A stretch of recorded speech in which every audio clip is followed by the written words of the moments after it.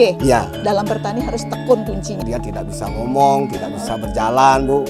Begitu. Tapi ada Tapi nafasnya. dia tanda-tanda secara alami apa yang dia perlukan itu harus kita bisa baca. Dia bekul itu kan harusnya dia di lahan yang kritis.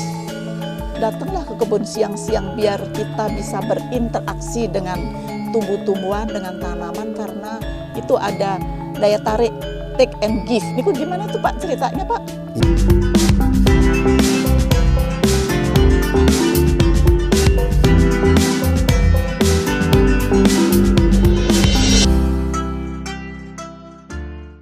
Pak, Om Swastiastu. Om Swastiastu. Ternyata niki Rahajeng bekul Rau. ini jadi unggulan Bapak nggih, tapi jadi passion Bapak supaya bisa bagaimana bekul ini bisa budidayakan lebih luas lagi Pak nggih. Iya. Nggih. Terus bagaimana Pak proses nanam dari awal sampai berbuah, caranya bagaimana Pak? Nah, Tiang dari awal Tiang perkenalkan Bu masalah Tiang menekuni menanam bidara atau bekul dalam bahasa Balinya. Oh, bidara namanya. Ya. Tahun 2008-2009 Tiang pernah diikutsertakan Tiang di Jawa Tengah, itu di Jogja, Rembuk Petani namanya. Jadi banyak para pakar petani di tingkat nasional berkumpul di sana. Tiang waktu itu mewakili Bali diajak oleh Pak Oke Parwate. Yeah. Jadi diajak oleh Pak Oke Parwate pada saat rembuk itu. Dari situ Tiang melihat salah satu teman yang dari Lampung. Dia memaparkan masalah pisang, tapi di laptopnya itu kelihatan ada gambar buah yang bundar kayak apel. Tapi Tiang berpikir, oh itu bukan apel begitu. Nah, setelah beliau memaparkan pengalamannya untuk budidaya pisang, Tiang dekati. Ternyata bapaknya bilang itu bidara begitu. Oh, kalau bidara itu bekul dalam bahasa Bali begitu Tiang. Nah, sehabis pertemuan itu ya, begitu Tiang sampai di rumah langsung Tiang mencari bibit bekul itu di Kubu Tambahan ya. Semua penjual bibit yang cari ternyata tidak ada yang punya bibit bekul itu. Itu sejarahnya. Akhirnya ada yang memberitahu, Pak, ada teman saya dulu dia diminta oleh proyek gitu. Coba ke sana, mungkin ada beberapa gitu. Yang dapatlah 9 waktu itu, 9 pohon. Gitu. Yang coba tanam, ternyata tumbuhnya bagus. Pada waktu itu pun banyak para petani yang mendengar Tiang menanam bekul, dia berkata, wah Pak Budi itu orang petani gila-gilaan. Dia bekul itu kan harusnya dia di lahan yang kritis itu ditanam di sawah, kan nggak mungkin bisa hidup begitu. Ternyata bagus gitu. Dari situlah Tiang akhirnya menyuruh pembibitan itu mengembangkan begitu, sehingga pernah juga meledak luar biasa banyak permintaan bibit bekul ini. Gitu. Nah, untuk tanaman bekul sebenarnya sangat mudah Bu. Satu, dia mudah dia hidup, jadi gampang untuk hidupnya. Yang kedua, dia ditanam di lahan basah pun bisa, bukan di lahan kering saja sebagai penghijauan. Gitu. Bekul ini kalau ditanam di lahan persawahan ini kira-kira ya paling-paling lah 1,5 bulan dia sudah mulai dia. Begitu dia tumbuh tunas, ya, kayak tunas-tunas ini ya, yang tumbuh tunas muda, langsung dah diikuti dengan bunga, gitu, dengan bunga. Jadi gampang sekali sebenarnya, hanya saja nanti setelah dia kayak seperti niki ya kayak seperti ini buahnya, itu harus betul-betul diperhatikanannya. Diperhatikan supaya tidak diserang hama, begitu. Karena yang satu-satunya hama yang menjadi kendala kita hanyalah lalat buah gitu. Begitu, lalat buah. Dan sampai hari ini pun kita tidak bisa menemukan entah itu obat dalam bentuk obat kimia atau obat herbal untuk menanggulangi lalat buah. Tapi saya sebagai petani bekul tidak pernah putus asa untuk mencari jalan keluar bagaimana menanggulangi lalat buah itu. Di samping saya juga menggunakan penyemprotan pada saat-saat peka dia kepentilan kayak ini. Saya juga gunakan metode pengasapan. Kalau nanti mau menanam bekul dalam jumlah yang banyak dan luas, pakai aja fogging gitu. Fogging. Ya, jadi tiap hari kita fogging, pengasapan. Saya rasa sukses kok. Itu menurut ide Pak. Terus Ya. Bapak sendiri yang mencoba? Iya, karena saya masih menggunakan ya potong-potongan kayu yang ada di lahan itu, kayak yang di sana itu. Cara sederhana. Ya, sederhana. Ternyata masih bisa menghasilkan. Dan yang paling tertarik saya menanam bekul ini, satu, daya saingnya di pasaran itu memang tidak ada bandingnya. Bapak sendiri kan unik nggih. Artinya tidak mau latah jadi petani. Ya. Jadi kalau orang nanam rame-rame nanam buah A, Bapak mencari ide sendiri, Bapak pasti cari buah B yang langka. Ya. Gitu nggih? Ya. Aduh, luar biasa, Ya. Pak. Terus hasilnya gimana nih, Pak? Nah, hasilnya ini memang kalau menurut pandangan saya ya, yang lahanannya 25 hari bisa sampai ya panen sekian kali itu bisa 50 juta lah begitu. Wow, 50 juta. Sehingga anak saya yang enggak sombong yang jadi dosen, dia pernah ngomong begini, Bapak cari 1 hari, saya cari 1 bulan, begitu dia ngomong. Tapi begitu. Ngomong-ngomong, anak Bapak tertarik nggak jadi petani? Katanya kan hasilnya lebih banyak Bapak. Enggak ada yang tertarik. Oh, enggak ada. Saya punya anak sayang. 5, Bu. Oh, gitu. Tapi Yang mudah-mudahan satu nih. semua sudah sekolahnya di Jawa, itu pasca sarjana. Nah, sekarang sudah ada di kampus, dia bekerja. Ada di Fakultas Olahraga 1, Fakultas Sastra 1.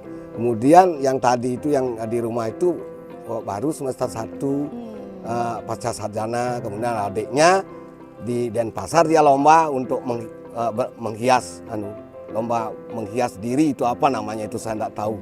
Itu ikut lomba ya make up itu. Oke. Tapi mudah-mudahan Bapak, walaupun putra-putri Bapak tidak ada yang mengikuti jejak Bapak, tapi Bapak sekarang memviralkan, memberitahu kepada petani-petani milenial yang lain. Jadi kalau harus jadi petani itu harus seperti Bapak, banyak ide, cerdas, dan mau tekun. Ya. Dalam bertani harus tekun kuncinya. Tekun saja tidak tidak menjamin keberhasilan. Terus, apalagi selain itu tekun? Di samping tekun ya harus memiliki kecerdasan, memprediksi iya. pasar yang diperlukan itu apa ke depan begitu. Jadi yang 3 tahun ke depan itu kita hari ini sudah kita prediksi. Ya. Terus tadi yang tertarik Pak, yang tadi Bapak datanglah ke kebun siang-siang biar kita bisa berinteraksi dengan tumbuh-tumbuhan, dengan tanaman, karena itu ada daya tarik take and give. Ini kok gimana tuh Pak ceritanya Pak? Iya, karena tumbuhan itu juga adalah ciptaan dari yang di atas, ciptaan Tuhan yang mungkin secara kodrati dia juga termasuk makhluk hidup, Bu. Iya. Jadi kita juga makhluk hidup, dia makhluk hidup, hanya saja secara kodrati dia tidak bisa ngomong, tidak bisa berjalan, Bu. Begitu. Tapi dia tanda-tanda secara alami apa yang dia perlukan, itu harus kita bisa baca. Kalau dia umpamanya kelihatan agak muram, kemudian layu, itu berarti dia kekurangan nutrisi dan kekurangan air. Maka segera kita harus berikan. Begitu. Nah, kalau seperti itu bisa membaca tanda-tanda dari tumbuhan, dari alam, maka kita akan lebih cepat bisa menanggulangi permasalahan yang kita tanam. Nah, kemudian siang hari perlu kita jalan-jalan di kebun. Itu adalah pada saat siang hari. Jadi guru yang pernah mengajarin saya dulu ya di SMP malah di SMA itu tumbuhan itu sudah mulai memasak makanan Mhm. yang sekarang disebut berfotosintesis gitu, hilang. Jadi dia memerlukan salah satu yang diperlukan untuk membantu kelancaran memasak makanan yang dialirkan dari akar ke daun itu adalah CO2. Mhm. Itu istilah dulu itu. Itu CO2 itu yang disebut dengan guru saya itu zat asam arang. Ya. Gitu. Itu diperlukan untuk memasak makanan. Nah, kalau kita bisa jalan-jalan pada siang hari di kebun kita, maka tumbuhan yang kita tanam tidak kekurangan itu. Luar biasa. Tapi kalau jarang kita lihat pada siang hari, maka dia pun berebut mencari CO2 untuk memasak makanan. Sehingga terjadilah persaingan untuk mendapatkan CO2 di dalam proses memasak makanan itu. Dan berakibat ada yang tidak dapat, berarti dia bermasalah lah untuk berfotosintesisnya. Begitu. Itu menurut pandangan saya. Ya. Saya bukan memiliki basic pertanian. Tapi basic saya adalah pengalaman. Pengalaman yang luar biasa. Setiap kegagalan saya kaji, Hmm. di mana kelemahannya. Itu. Jadi kalau jadi petani cerdas tuh harus terus mengevaluasi, setelah itu mengkaji lagi bagaimana terus Ya, untuk berkelanjutan gitu. berkelanjutan. Oke. Dan pintar membaca peluang.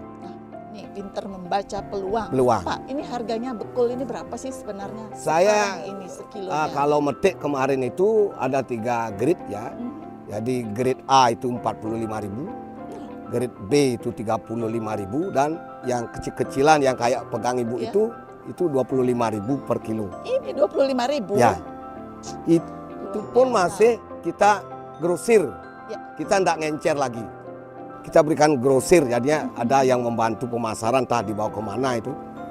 Kita nyerahkan ke situ saja, kita serahkan barang, kemudian kita diberikan uang. Gampang jadi petani kok. Luar biasa, Ya. Pak. Man, Bapak sendiri kepingin nggak di Buleleng ini lebih banyak lagi petani-petani milenial yang bisa Bapak ajak dan bekerja sama ataupun mengembangkan lahan-lahannya? Sebenarnya sekali saya lebih tinggi dari harapan saya dibandingkan dengan apa yang Ibu tanyakan tadi itu. Luar biasa ya. Kenapa lebih tinggi? Karena saya menyadari Bali itu adalah faktor yang ngetren itu adalah pariwisata. Ya. Kemudian lahan Bali itu sangat terbatas. Apabila tidak ada yang menanami, yang punya tanah tidak ada yang mau menanami lahannya, lama-lama pasti dari kapling. Ya, dijual dulu luare, kan jadi milik orang. Lalu orang Bali ini yang notaben gencar bahwa dia melestarikan ajaran Trihita Karana, orangnya sudah tanahnya dijual, orangnya kan pindah ke daerah lain. Begitu, bagaimana Trihita Karana jalan dengan baik? Oleh karena itu, marilah kita bersama-sama sadar, bertani itu bukan pekerjaan yang kotor. Bertani justru adalah pekerjaan yang paling mulia di antara pekerjaan. Karena apa?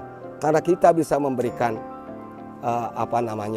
nafkah atau kehidupan bagi masyarakat walaupun dia bukan petani. Contoh, kalau mau buah, kalau tidak ada petani, akhirnya apa? Kita beli dari buah luar negeri yang tidak pernah busuk. Gitu. Padahal Itu belum kita tentu katakan, sehat, ya. iya. Tidak ada buah yang tidak busuk. Ya. Buah yang paling cepat busuk itulah yang paling berkualitas menurut pandangan saya. Karena apa? Karena ciptaan Tuhan yang mendaur ulang segala yang diciptakan itu berebut dia makan. Kenapa kita yang manusia yang memiliki akal sehat kok tidak mau berebut kayak dia makan yang agak cepat busuk? Malahan yang tidak pernah busuk, yang tidak busuk-busuk kita makan. Gitu. Sama seperti kita ya. Iya. Lahir, hidup, mati. Mati. Itu udah proses. Jadi berbuah kecil, besar, busuk Ya. nanti akhirnya. Ya. Seperti itu yang alami nggih. Buah yang tidak yang masih layak dimakan, Bu, itu sebenarnya rentangannya busuknya 3 hari sampai 7 hari. Oh, paling lama 7 hari. Kalau ada buah yang tidak busuk sampai di atas 7 hari, itu ada faktor X yang kita tidak tahu. Yang dijauhi oleh siklus pendaur ulang itu, mata rantai itu. Kalau yang direbut ini kan berarti dia gizinya tinggi. Kenapa kita tidak berebut juga konsumsi hasil petani? Buah sehat. Petani yang dipelihara dengan kasih sayang, dengan nutrisi yang bagus, Bu. Akan menghasilkan buah yang berkualitas. Dan orang yang mengkonsumsi akan menjadi sehat. Gitu. Terima kasih. Jadi itulah tadi bincang-bincang saya dengan Pak Made Budiase yang sangat luar biasa. Beliau orang sederhana tetapi pemikirannya luar biasa. Semoga ini akan menjadi daya tarik buat petani milenial kita di tengah guncangan krisis global kita ini. Kita harus bersiap-siap untuk menjadi petani untuk pertahanan daripada ketahanan makanan kita, agar kita bisa hidup lebih makmur adalah dengan mempertahankan pertanian untuk ketahanan pangan. Terima kasih. Terima kasih untuk Bapak Made Budiase yang sudah berbagi ilmu pertanian dalam berbincang-bincang kali ini, yaitu pertanian bekul. Nah, sahabat ibu tani yang berbahagia, tetap saksikan Bunda Tuti dalam bincang-bincang sahabat ibu tani, inspirasi Bunda Tani Bali. Om Santi Santi Santi Om.